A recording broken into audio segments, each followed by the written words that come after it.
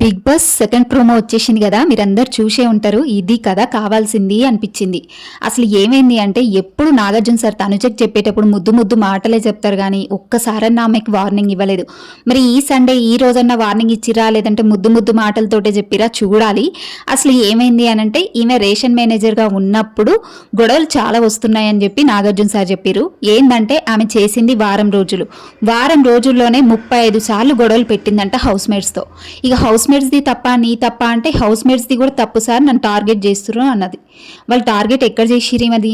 మరి అట్లా అనుకుంటే, ఈమె టార్గెట్ చేస్తున్నారు అని అనుకుంటే, మరి ఇమాన్యుల్ దగ్గర రేషన్ మేనేజర్గా నేను చెయ్యను ఇమాన్యుల్ అంటే వేరే వాళ్ళని చూసుకునేవాడు కదా. నువ్వే ఉండు తనుజా, నువ్వే చెయ్యాలని అయితే చెప్పలేదుగా ఇమాన్యుల్కి చెప్పాలి నాకు ఇంట్రెస్ట్ లేదు, నేను చేయలేను అనాలి. ఆమె వద్దు అని అక్కడ చెప్పలేదు ఇమాన్యుల్కి.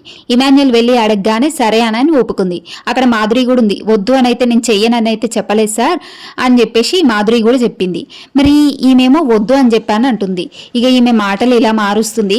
ఇక ఈమెనంట టార్గెట్ చేస్తున్నంట. మరి సంజన రేషన్ మేనేజర్గా ఉన్నప్పుడు ఎవ్వరికి ఫుడ్ తక్కువ రాలేదు. ఆమె ముద్దలు కలిపి కూడా నోట్లో పెట్టేది. అంత బాగా రేషన్ మేనేజర్గా చేసింది. మాధురి ఒక వారం రేషన్ మేనేజర్గా చేసింది. అసలు ఒక్కటంటే ఒక్క గొడవ రాలేదు వాళ్ళిద్దరు రేషన్ మేనేజర్గా చేసినప్పుడు. మరి ఈమె రేషన్ మేనేజర్గా చేసేటప్పుడు ఎందుకు ఇన్ని గొడవలు వస్తున్నాయంటే ఈమె దగ్గర ఎఫెక్ట్ అనే చెప్పాలి.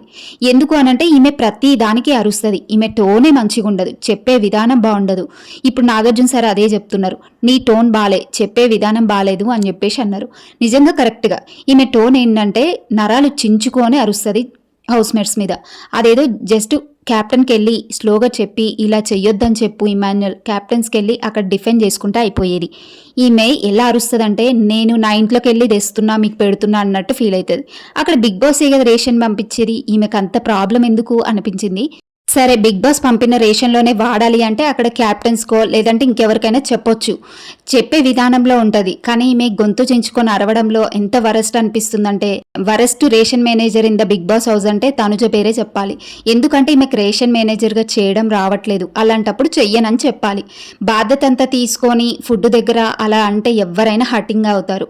ఫుడ్ దగ్గర ఎవరినైనా ఏమీ అనొద్దు. ఫుడ్ దగ్గర అంటే ఎవరికైనా కోపమే వస్తుంది.